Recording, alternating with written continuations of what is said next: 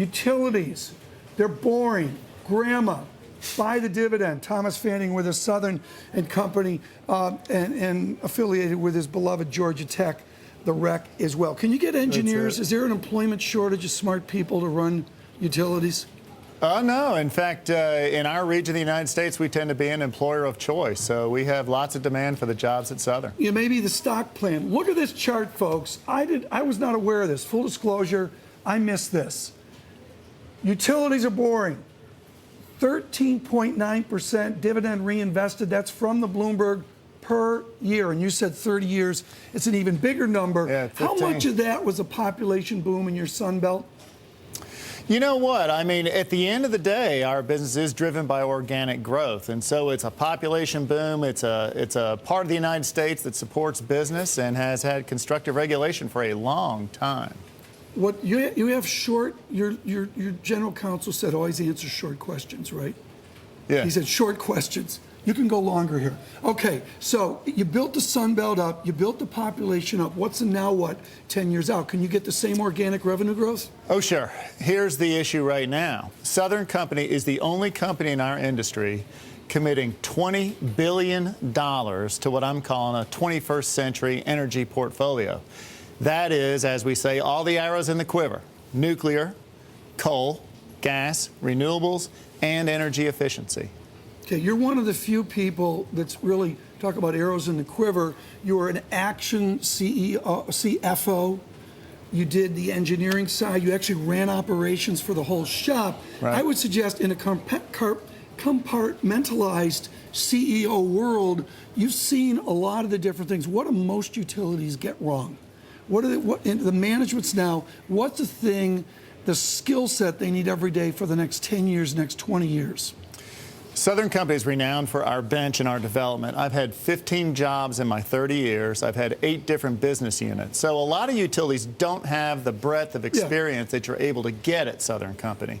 And I think you hit the nail on the head. I think in order to effectively kind of lead the utilities of the future, you've got to be able to see around corners a little bit. You've got to have vision and a little bit of courage to act on that vision. And I think Southern Company demonstrates that. In order to go forward with nuclear today, in order to go forward with coal today, and everything else, it takes a little vision and a little bit of courage. I was in Orlando not too long ago doing a speech, and you know, you look out, it looks a little dry, and there's a plant off in the distance. But at the same time, how much growth can your basic district take? I don't mean just Florida, but is the South just growthed out, if you will? Oh, no. No. And in fact, what we typically see is the South has had one of the best economies for a long time. As invariably you will see recessions occur in the United States, the South is typically later to enter. The recessions are less severe, and we're typically quicker to exit. We're seeing that right now. In fact, if you look at our industrial sales, 2010 over 2009, up 7.7%. Way over organic. Yeah, and in the first quarter of 11 versus first quarter of 10, we were up 6.7%. Okay. So we're seeing a V-shaped recovery in manufacturing. You must have seen my script before you came on. Look at this chart, which is the Fanning chart, the nostalgia of a manufacturing past. And there it is. That's manufacturing, population adjusted. And there's the great rollover we know.